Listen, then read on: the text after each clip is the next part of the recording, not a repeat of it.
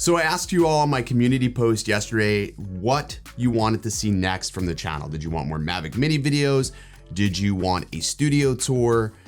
You want to know how I get the audio so crisp on these videos? And unanimously, you all said that you wanted more Mavic Mini videos. Now the Mavic Mini is obviously a really hot topic, and I feel a lot of YouTubers are doing pretty good, but some are drinking the Kool-Aid when it comes to talking about the Mini. It's not all sunshine and rainbows. There are some negatives, and I am really disappointed with a lot of these firmware updates lately, and I feel like they are the biggest disappointment with the Mavic Mini. So today we're gonna talk about it. I've got my girl Evie. She is a Centralian carpet python, or more formally known as the Brettles carpet python. She's from Australia, and I have to feed her today, so I'm getting a chance to handle her before she eats. But anyways, stick around.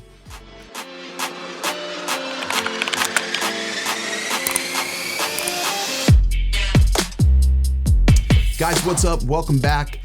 This channel, as you already know, is all about drone and tech related content. So if that's something you're into, all I ask is that if you find any use or interest of the content I produce, that you hit that subscribe button.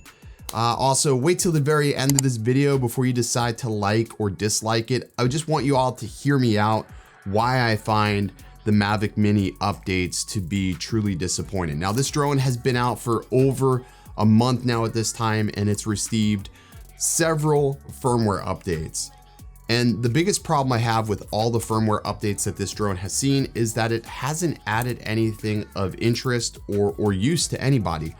All the firmware updates, and there's been 3 firmware updates, have been basically surrounding bug fixes. Now, is that abnormal that we see that many fixes? No, it's really not abnormal. However, that this drone is very capable, yet it came out of the box somewhat pre-crippled. I mean, there's no follow me mode. There is very limited quick shots. The quick shots that are here are just very boring and bland. It sort of feels like a step backwards in some cases. And the fact that we still cannot control the camera manually leaves a lot to be desired still with this camera. Now, a lot of people will look at all the positives on this drone, which is fine, it's totally fine. And I'm not trashing the Mavic Mini by any extent of the imagination, but I'm being a realist here when I say that this camera is so much more capable than what they are giving us in these software updates. So first off, I want to talk about the fact that we still do not have any sort of manual camera control in video. And I'm starting to believe that we're never going to see manual camera control just based upon these firmware updates. Now, for some, maybe it doesn't matter because you can lock the exposure, which is all well and good. But for me, that's not good enough. And for a lot of people, that's not good enough. And I know some are gonna be like, well, you gotta look at this. This is a budget drone, this entry-level drone. And that's fine, that's your opinion. You can have that opinion. This is my opinion that I still don't get the frame rates, the 25 frames per second. You can easily offer 24 frames per second as well. There should be 60 frames per second in 2.7K. There's no reason why there's not. There's a lot of things where I'm just like sort of scratching my head with the choices they've made in the video primarily. We're also definitely never going to see any sort of raw photo capture. I definitely do not see them adding that. The Spark never had it. This isn't gonna have it. And that's a little bit disappointing, but I can live with that. But please, DJI, 24 frames per second in 2.7K would be ideal, or even in 1080p. I don't know what the deal is with the 25 frames per second, but here in the US, it's 24 frames, not 25. It makes the footage somewhat stuttery, and it just drives me absolutely bonkers. Also, the flight modes I feel are a little bit bland. You know, the quick shots that they have just aren't very good, and I feel like they are a bit of a step backwards in regards to what we've seen on other drones. Another glaring issue with this is that there is no follow me mode. A couple of days ago, I was like, oh, you know what? I'll take this. I was gonna take the boosted board and have it follow me. And then I was like, wait a second, there is no follow me mode. And then I was trying to figure out, well, how can I control the boosted board plus the drone at the same time? And there's really not a safe way to do that. So I couldn't do that. This should definitely have a follow me mode. all DJI drones have had that for a while. You know, the Parrot has that. You don't need obstacle avoidance or anything for that to function. Parrot's proven that definitively.